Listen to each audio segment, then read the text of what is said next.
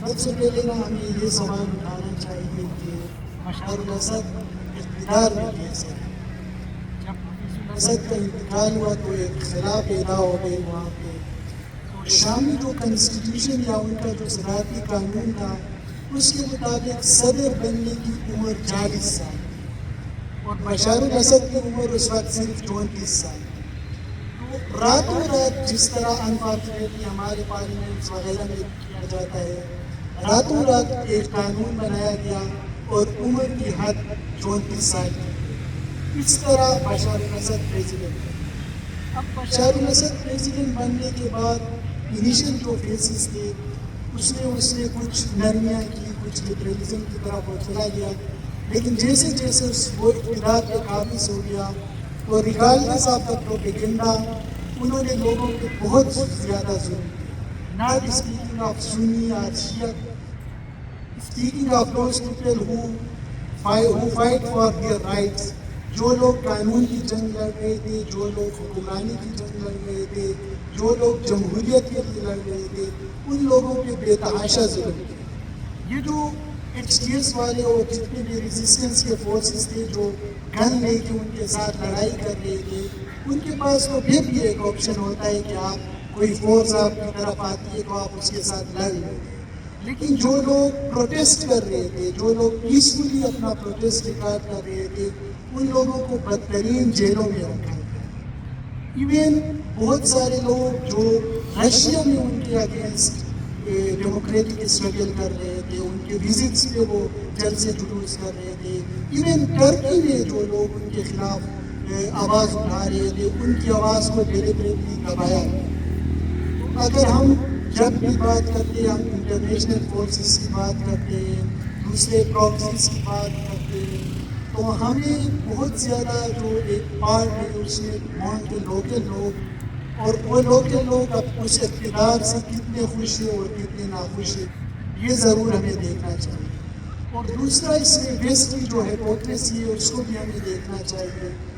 کیا یہاں پہ جب افغانستان میں طالبان آ گئے تو کیا ان کو جو ریزسٹ کرنے والے اور لوگ نہیں تھے؟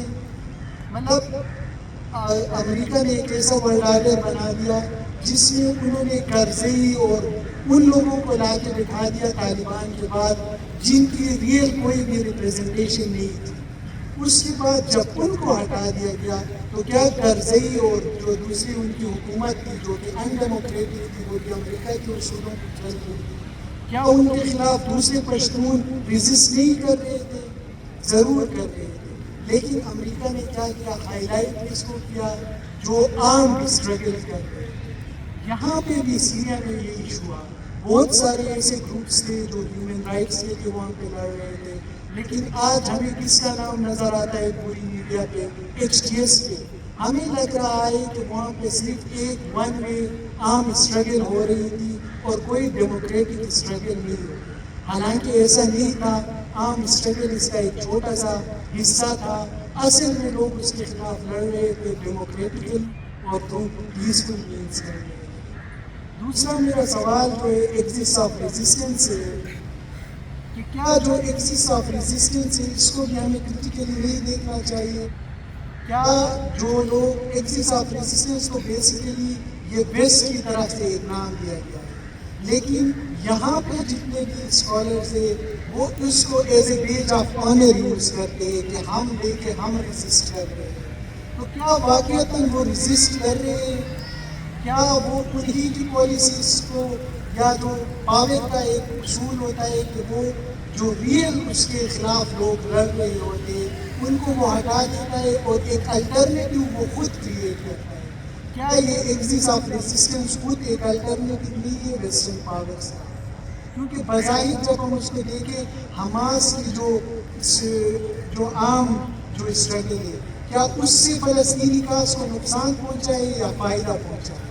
جو لوگ پیسفلی حماس کے لیے لڑ رہے، جو لوگ پیسفلی غزہ کے لیے لڑ رہے ہیں، جو لوگ فلسطین کے لیے لڑ رہے ہیں، جو حماس کے ساتھ وہ اپنے آپ کو ایسوسیٹ نہیں کرتے لیکن جو ہیومن رائٹس کے ساتھ اپنے اصولوں کے ساتھ ایسوسیٹ کر رہے، وہ صرف اس وجہ سے نہیں کر پا رہے کیونکہ حماس ایک عام گروپ ہے. تو ہمیں یہ بھی دیکھنا چاہیے کہ کیا یہ ایکزسٹ آف ریزسٹنس واقعتاً ایک ایکزسٹ آف ریزسٹنس ہے بھی یا نہیں.